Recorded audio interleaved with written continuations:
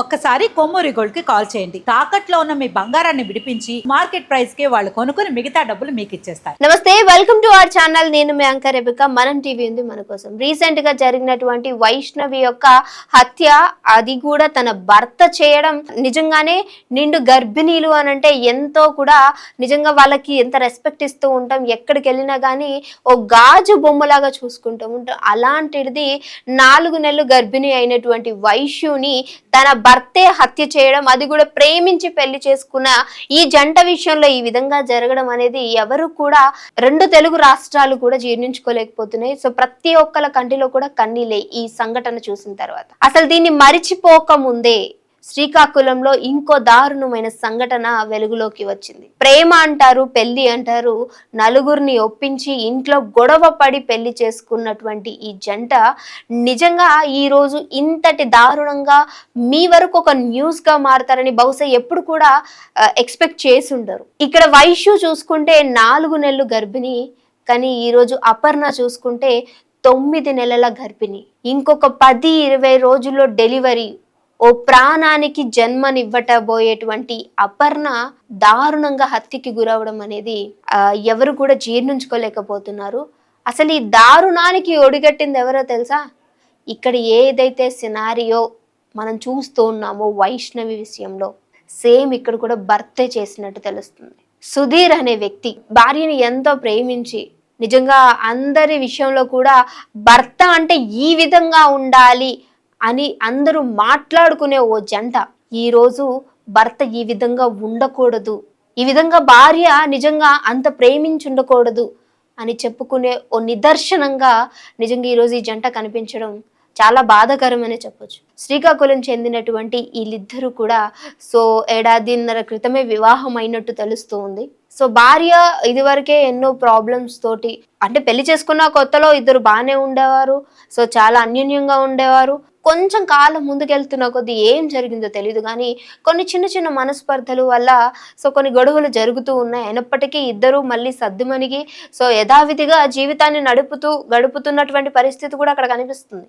So ఎప్పుడైతే April 11కి Aparna గారికి birth ఏదైతే డెలివరీ డేట్ ఇచ్చారో దానికంటే ఇప్పుడు ఒక రీసెంట్ ఒక 2-3 డేస్ బ్యాకే ఆవిడ సంథింగ్ ఏదో మనస్తాపానికి గురయ్యి తను సూసైడ్ అటెంప్ట్ చేయడం జరిగింది. నువ్వు అదేంటి భర్త చంపేశాడు అని చెప్తున్నావు అని అంటే అక్కడికే వస్తున్నావు. సో ఈ అటెంప్ట్ చేసిన తర్వాత హాస్పిటల్ తీసుకెళ్ళి, ఎందుకనంటే డెలివరీ అవ్వబోతుంది, లోపల ఒక బేబీ ఉన్నారు కాబట్టి అది చాలా ఎఫెక్టివ్గా ఉంటుంది మనతో పాటు బేబీకి కూడా అని చెప్పేసి హాస్పిటల్కి తీసుకొని వెళ్ళి ఆవిడకి ట్రీట్మెంట్ చేస్తూ షీఈస్ ద ఫస్ట్ అంటే స్టేబుల్గా ఉన్నారు అని అర్థమైన తర్వాత కొంచెం మెడికేషన్ అయితే అవసరం పడుతుంది కాబట్టి హాస్పిటల్ ఆవిడని ఉంచారు. పేరెంట్స్ వచ్చారు, ఆవిడని చూసుకుంటున్నారు.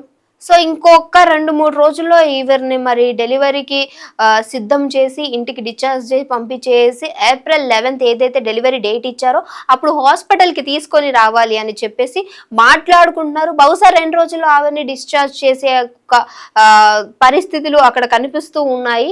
ఇంతలోనే ఏం జరిగిందో తెలియదు. అర్ధరాత్రి పూట సుధీర్ ఎవరైతే అపర్ణ హస్బెండ్ ఉన్నారో హాస్పిటల్కి రావడం, వాళ్ళ పేరెంట్స్ అందరూ కూడా పండుకొని ఉండడం, ఈవిడ్ని ఐసీయూలో పెట్టడం. భర్త కాబట్టి ఆబ్వియస్లీ ఎలాంటి క్వశ్చన్ లేకుండా లోపల పంపించేశారు. అక్కడ తను ఎంతో ప్రశాంతంగా నిద్రపోతూ, బహుశా రేపు నిద్ర లెగిస్తే ఇంటికి వెళ్తానేమో, ఇంకో 10 రోజులు అయితే మా బేబీ బయటకు వస్తుందని ఎంతో ఆశతో ఉన్నటువంటి అపర్ణ యొక్క కలల్ని నిజంగా కలల్లానే ఉంచేటట్టు విధంగా అక్కడ సుధీర్ తన భర్త బిహేవ్ చేసినట్టు కనిపిస్తుంది.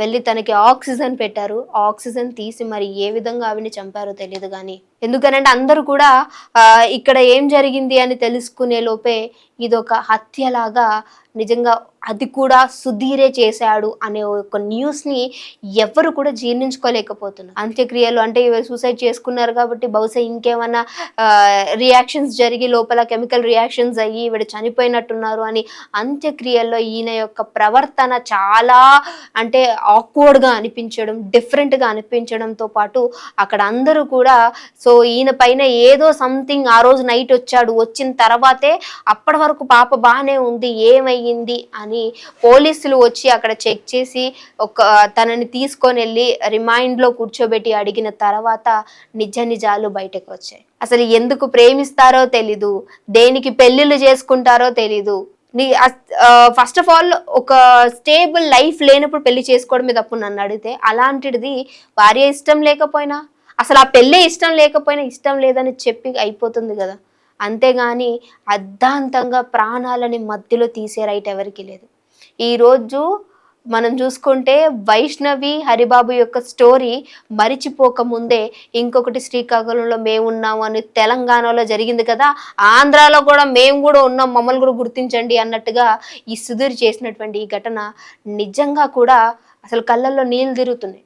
ఎందుకనంటే నిండు గర్భిణి అసలు ఏ విధంగా ఇలా చేయాలనిపించిందో అర్థం కాలేదు. కానీ ఈ స్టోరీస్ వింటుంటే చాలా మంది కూడా అసలు పెళ్లిళ్ళు చేసుకోవాలన్నా, బ్రతకాలి అన్నా నిజంగా ఛాన్స్ ఉంటుందా లేదా, నెక్స్ట్ జనరేషన్కి మనం అసలు ఏమి అందిస్తున్నాం అనే విధంగా ఈ సినారియో కనిపిస్తుంది. మరి సుధీర్ని ఏం చేయాలి, ఇక్కడ జరిగినటువంటి హరిబాబు విషయంలో ఏం జరుగుతుంది, మీరేమనుకుంటున్నారు వీటి గురించి అనేది మాకు మస్ట్ అండ్ షుడ్గా కామెంట్ చేయడం మర్చిపోకండి. మనం టీవీ డెఫినెట్గా ఇలాంటి న్యూసెస్ మీ ముందుకు తీసుకురావడానికి ట్రై చేస్తూనే ఉంటుంది. ఇంకేమైనా వార్తలు వచ్చినా సరే మీకు అప్డేట్ ఇవ్వడానికి డెఫినెట్గా మేము ట్రై చేస్తాం. ఇంకో వీడియోతో మళ్ళీ మీ అందరి ముందుకు వస్తాం. అప్పటి వరకు చూస్తూనే ఉండండి మనం టీవీ.